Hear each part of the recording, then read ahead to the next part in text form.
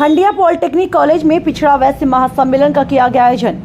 कस्बा हंडिया में रविवार को आगामी 2024 के चुनाव को लेकर पिछड़ा वैश्य महासम्मेलन का जोरदार और विशाल आयोजन हंडिया पॉलिटेक्निक के प्रांगण में आयोजन किया। महासम्मेलन कार्यक्रम की अध्यक्षता सतीश गांधी, आयोजक मुनीश्वर प्रसाद गुप्ता रहे।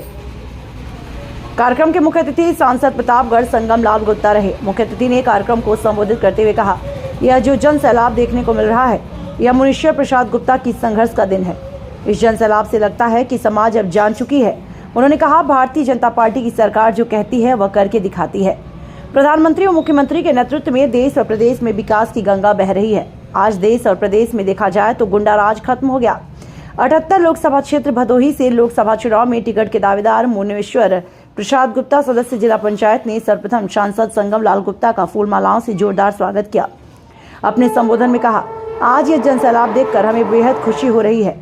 समाज अब जाग चुका है। आगे उन्होंने कहा, भारतीय जनता पार्टी जिस तरह से तेजी के साथ देश का विकास करने में लगी है, जनता का रुझान तेजी के साथ उनकी तरफ बढ़ता नजर आ रहा है, जिससे चलते वह दिन दूर नहीं, आगामी 2024 लोकसभा के चुनाव में फिर से भारतीय जनता पार्टी की प्रचंड बहुमत से जीत होगी और प्रधानमंत्री नरेंद्र मोदी तीसरी बार फिर से भाजपा के प्रधानमंत्री बनेंगे, जिसे कोई नहीं रोक पाएगा।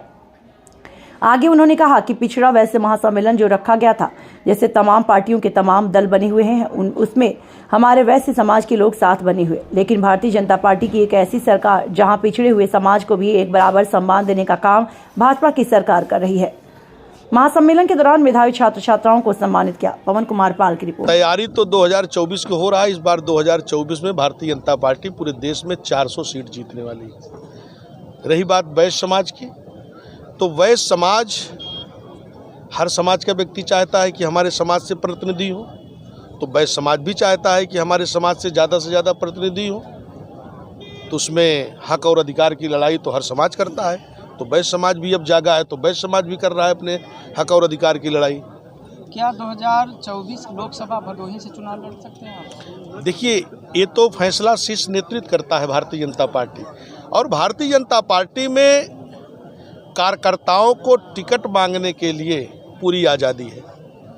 हर कार्यकर्ता टिकट मांग सकता है, और भारतीय जनता पार्टी ही एक ऐसा दल है जो बूथ का अध्यक्ष राष्ट्रीय अध्यक्ष बन सकता है, बूथ का अध्यक्ष मंत्री सांसद विधायक बन सकता है, क्योंकि यही पार्टी कार्यकर्ता बेस की पार्टी है। आज हंडिया में पिछड़ा वैश्य महासम्मेलन का आगाज मुनीश्वर गुप्ता की अगुवाई में किया गया। लाखों की भीड़ यहाँ पर है, इसके बारे में क्या कहना है? देखिए, मुनीश्वर गुप्ता निरंतर जनता के बीच में जनता के लिए लड़ाई लड़ते हैं, काम करते हैं। जिला पंचायत सदस्य जब से जनता ने इनको चुना है, ये निरंतर जनता के बीच में काम करते हैं, और इसके पहले भी 2022 के चुनाव में भी ये पूरी ताकत के साथ विधानसभा का टिकट मांग रहे थे, लोकसभा का भी टिकट मांग रहे हैं। तो हर कार्यकर्ताओं को मांगने का पूरा अधिकार है। सांसद जो वैश्य समाज तो देखा जाए तो 99% तो भाजपा में तो है, लेकिन उनकी हिस्सेदारी नहीं मिल पाती, जो मिलनी चाहिए। देखिए, जब कोई व्यक्ति समाज का पूरी ताकत के साथ निकल कर आता है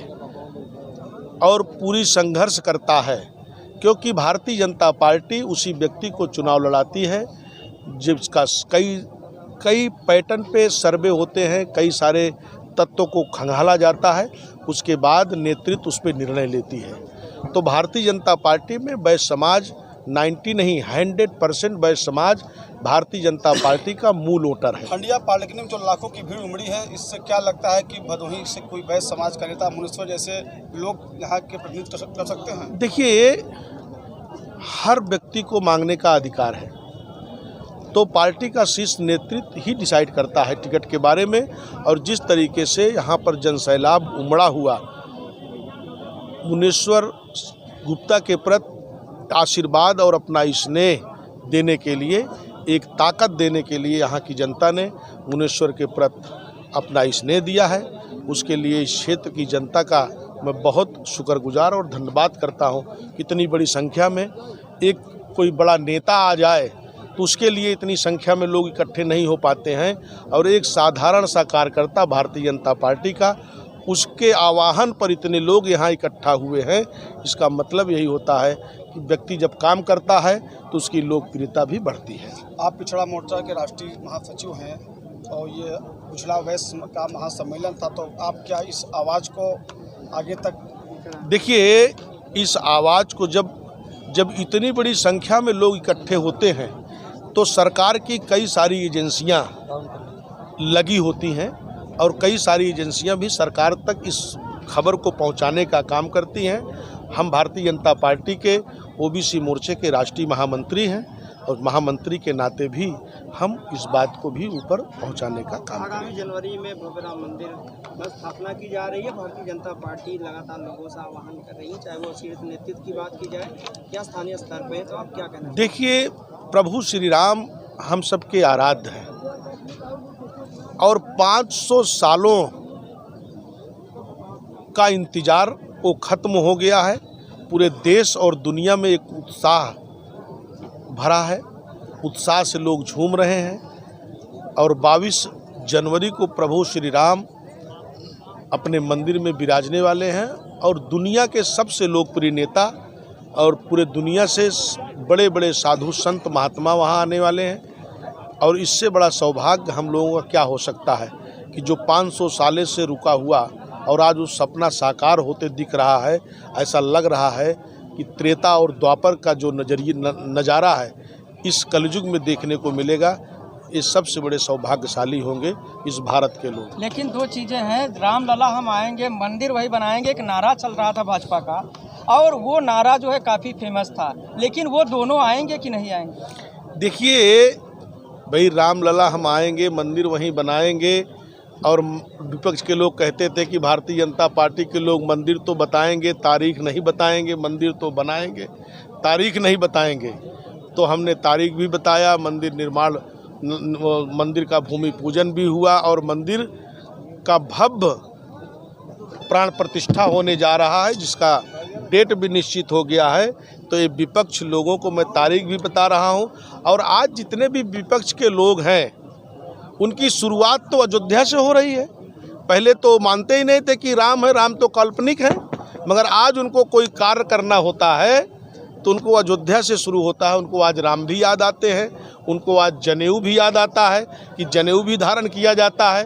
तो ये सब लोग, इनके चाल और चरित्र को देश की जनता ने देख लिया है। इसके लिए कांग्रेस भी पूरे देश से समाप्त हो गई है। उत्तर प्रदेश में बसपा और सपा भी पूरी तरीके से समाप्त हो चुकी है क्योंकि अपने परिवार में सिमटी हुई पार्टियां थी। तो क्या दोनों जो नारा दिए थे वो आएंगे कि नहीं? नहीं, बिल्कुल आएंगे।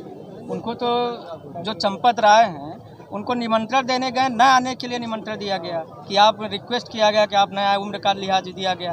तो क्या आपको लगता है कि ऐसे बुजुर्ग लोगों को जो नारा दिए? देखिए, आज उन्हीं की बदौलत पार्टी ने इतना लंबा सफर तय किया। क्या है?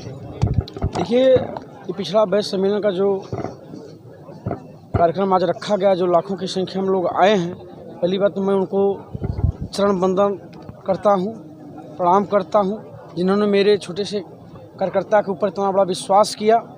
और विश्वास से ही नहीं, सब कुछ उन्होंने मेरे ऊपर न्यौछावर कर दिया। क्योंकि लोग कहते हैं कि जनता जब भी जाती है तो पैसे से जाती है। आज उसने कह के दिखा दिया कि मुनेश्वर गुप्ता का विश्वास ही सब कुछ है, पैसा मायने नहीं रखता है। और ये संदेश मैं देना चाहता हूँ।